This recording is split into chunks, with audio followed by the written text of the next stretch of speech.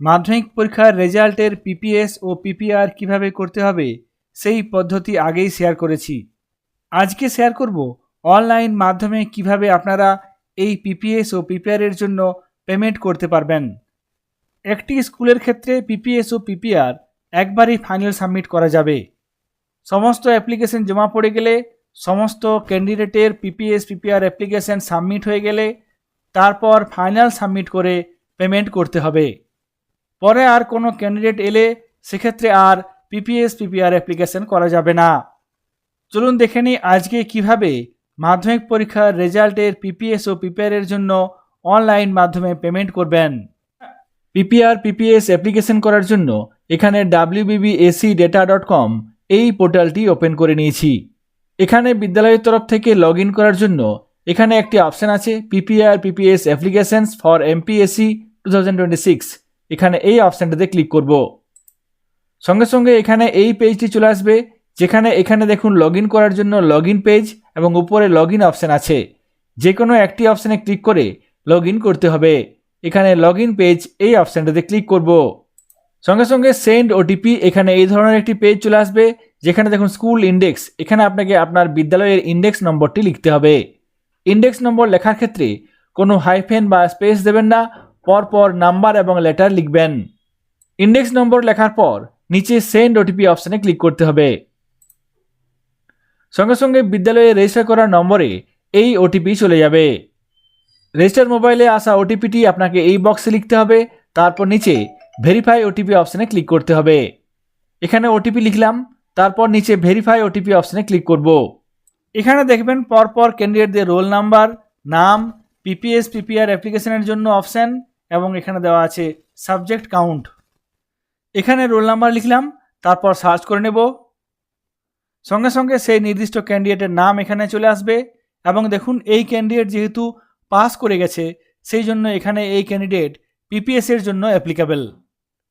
এই candidate PPS করতে পারবে। পিপিএস করার জন্য আমরা জানি প্রত্যেকটি সাবজেক্ট পিছু 80 টাকা করে লাগবে। পিপিএস করার জন্য এখানে এই পিপিএস অপশানটাতে ক্লিক করব। এখানে ক্যান্ডিডেটের তথ্য চলে আসবে, তারপর নিচের দিকে সাবজেক্টগুলির নাম লেখা থাকবে এবং এখানে একটি টিক বক্স বা চেক বক্স দেওয়া থাকবে। ডান দিকে প্রত্যেকটি সাবজেক্টের জন্য 80 টাকা লাগবে সেই তথ্য দেওয়া আছে। এই ক্যান্ডিডেট এখানে যে সমস্ত সাবজেক্টগুলির জন্য পিপিএস অ্যাপ্লিকেশন করতে চায় সেই সাবজেক্টের পাশে থাকা এই চেক বক্সে ক্লিক করতে হবে।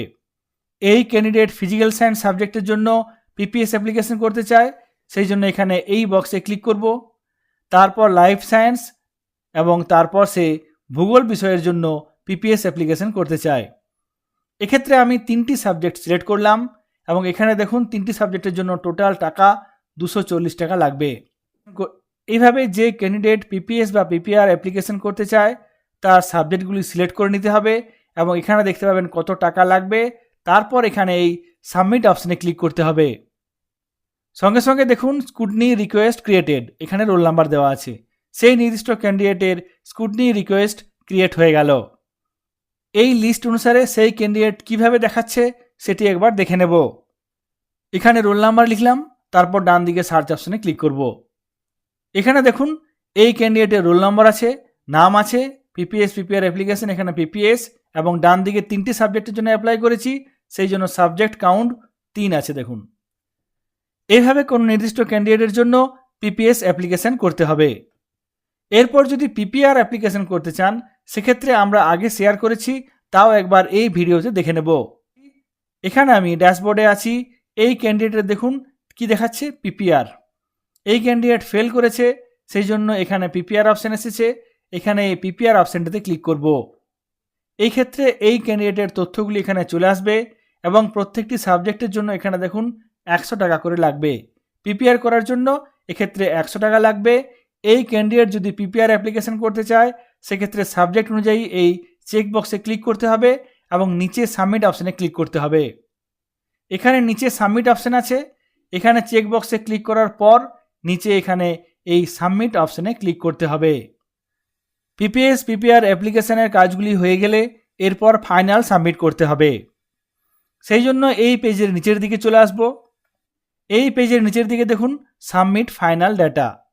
যে সমস্ত ক্যান্ডিডেট পিপিএস বা পিপিআর এর অ্যাপ্লিকেশন করতে চায় তাদের সমস্ত কাজগুলি আগে করে নিতে হবে, তারপর এই সাবমিট ফাইনাল ডেটা এই অপশানটিতে ক্লিক করতে হবে।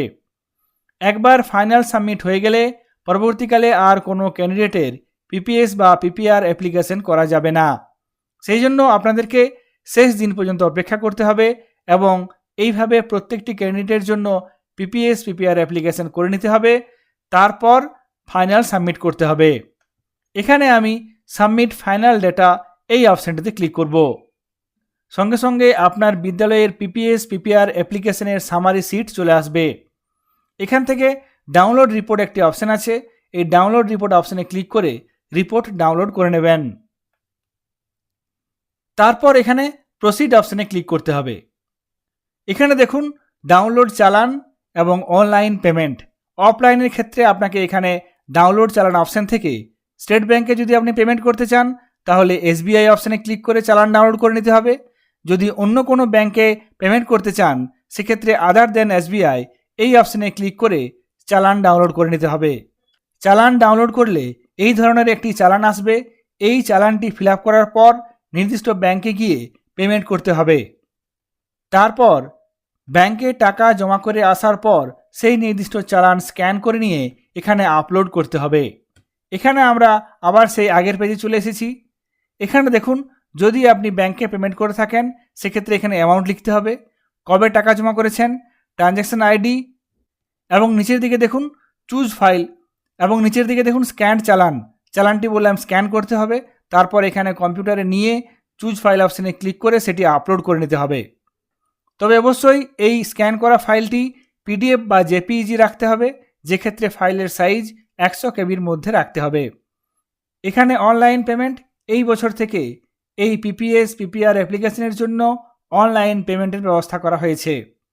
অনলাইন মাধ্যমে পেমেন্ট করার জন্য এখানে পে অনলাইন এই অপশানটিতে ক্লিক করব। সঙ্গে সঙ্গে এখানে ডান দিকে অর্ডার সামারি থাকবে, কত টাকা দিতে হবে সেই বিষয়টি থাকবে এবং বাঁ দিকে দেখবেন কি কি মাধ্যমে আপনি পেমেন্ট করতে পারবেন। আমরা যে পদ্ধতিতে সহজেই পেমেন্ট করতে পারবো সেটি হলো ইউপিআই। সেই জন্য এখানে আমরা এই ইউপিআই অপশানটিতে ক্লিক করব। সঙ্গে সঙ্গে এখানে দেখুন please select UPI payment option. এখানে এন্টার ইউপিআই আইডি এবং ইউপিআই কিউআর। এখানে আইডি লিখে পেমেন্ট করতে পারবেন কিংবা এখানে এই কিউআর কোড স্ক্যান করে নিয়ে পেমেন্ট করতে পারবেন। এখানে সহজেই আমরা কিউআর কোড স্ক্যান করে পেমেন্ট করার জন্য এই ইউপিআই কিউআর এই অপশানটিতে ক্লিক করব। তারপর নিচে পে নাও অপশানটি চলে আসবে, এখানে এই পে নাও অপশানটিতে ক্লিক করব। পেমেন্ট করার জন্য এখানে কিউআর কোড চলে আসবে। এখানে আপনারা ফোনপে, গুগল পে যে কোনো ধরনের ইউপিআই অ্যাপ ব্যবহার করে পেমেন্ট করতে পারবেন। এখানে দেখুন পেমেন্ট হয়ে গেল এবং ট্রানজ্যাকশন সাকসেসফুল। এখানে পেমেন্ট সামারি দেওয়া হয়েছে, অনলাইন মোড, ট্রানজ্যাকশন আইডি দেওয়া হয়েছে, অ্যামাউন্ট দেওয়া হয়েছে এবং স্ট্যাটাস দেওয়া হয়েছে সাকসেসফুল। এক্ষেত্রে আপনার বিদ্যালয়ের জন্য পিপিএস পিপিআর এর অ্যাপ্লিকেশনের কাজটি সম্পূর্ণ হয়ে গেল। অনলাইন মাধ্যমে পেমেন্ট করলে চালান আপলোডের কোনো ব্যাপার নেই, কিন্তু অফলাইন মাধ্যমে পেমেন্ট করলে অর্থাৎ নির্দিষ্ট ব্যাংকে গিয়ে পেমেন্ট করে আসার পর সেই চালান স্ক্যান করে আপলোড করতে হবে। অনলাইন মাধ্যমে পেমেন্ট করা অনেক সহজ। আপনারা যে কোনো ইউপিআই অ্যাপের মাধ্যমে এখানে অনলাইন পেমেন্ট করতে পারবেন।